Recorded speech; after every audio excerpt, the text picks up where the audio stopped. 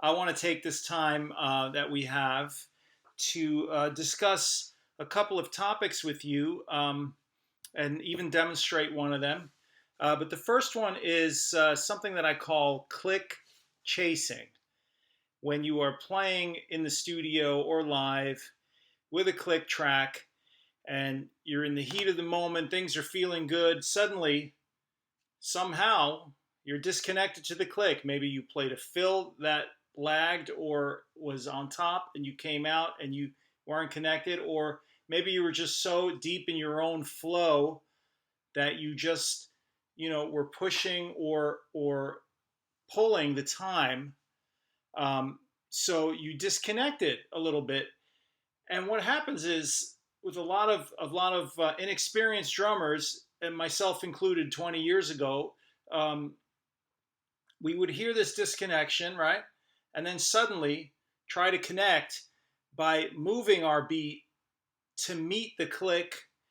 And this creates this feel that I call click chasing. It's unnatural. It's when you hear something a little less than a hiccup in the groove, where the drums will pull or push a little bit to meet back up. And, unfortunately, sometimes you could even hear this on recordings.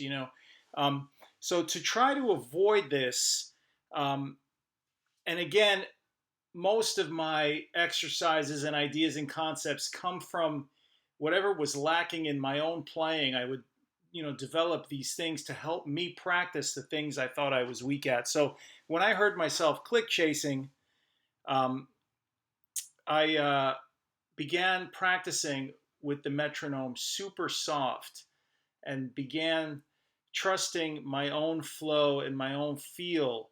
And the only time I would stop and restart in my practice, my groove practice, was when I heard the click or when I was beginning to feel myself disconnect from it.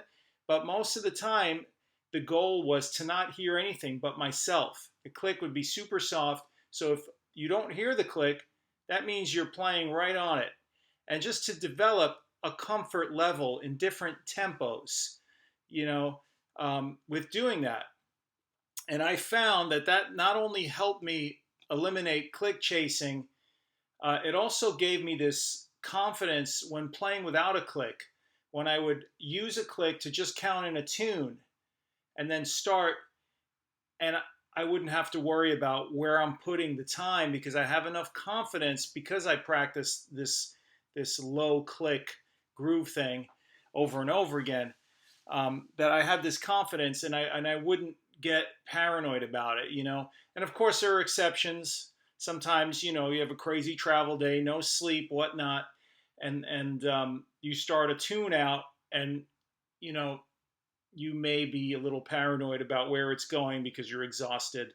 Um, but those are the exceptions, at least for me. Nowadays, I'll lay something down and I go with it because I know that I've put so much time and effort into playing with this machine that keeps us in time, at a super low volume. So, what I want you to do is, if you are experiencing this, or if you feel like when you play with a click you are stiff or you feel your time is robotic, um, try playing with it super soft, even on sessions, and try to jive more with the other instruments that are there instead of trying to lock in with this tick tick. You know what I'm saying?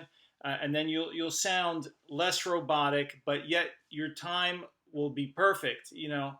But within those quarter notes, in those spaces, you'll have a human movement, and that's what we call pocket and groove and feel and all these different terms that we use.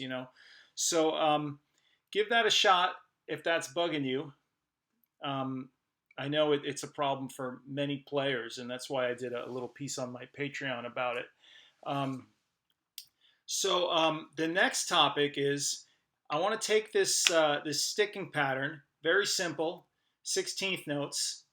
um, I actually thought it was a rudiment, but then when I looked on my wall at the 26 rudiments, it wasn't there. So it's just 16th notes with flam accents.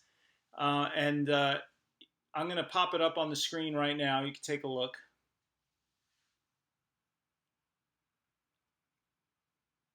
Okay, so basically, we're going to take that and we're going to turn it into 16th note triplets. And the lesson here is that any kind of sticking pattern that you're comfortable with, you can flip around and screw around with and orchestrate it in ways where it's not even recognizable. And not that that is the goal, but the goal is to be creative and be yourself with these stickings and rudiments, things that we may get out of a book, things that we may learn if we were in drum corps, things that may have come from a bit of a stiffer background. We can take those things and make art with them, And I want to give you an example of this very simple natural sticking that I use that has flams in it that I took and turned it into triplets and then orchestrated around the drums, and it helped me actually be able to feel six in groupings of four, and it helped me actually be able to modulate into triplets, like a triplet groove grouped in four, you know. So I'm going to demonstrate that for you, and I want you to work on it and come up with your own versions and see how it goes. And feel free to email me, and or send me videos of yourself. I'm down for all of that, and we'll see, where you take it, and I hope you take it somewhere completely different than what I'm showing you. All right. 1, 2, 3, 4.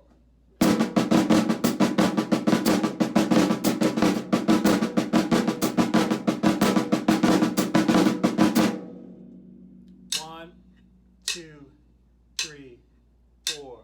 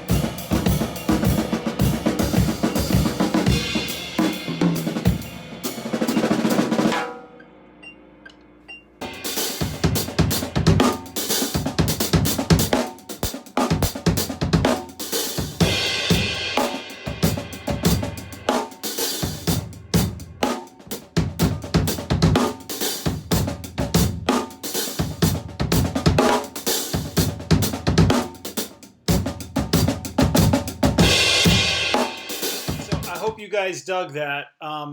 Now,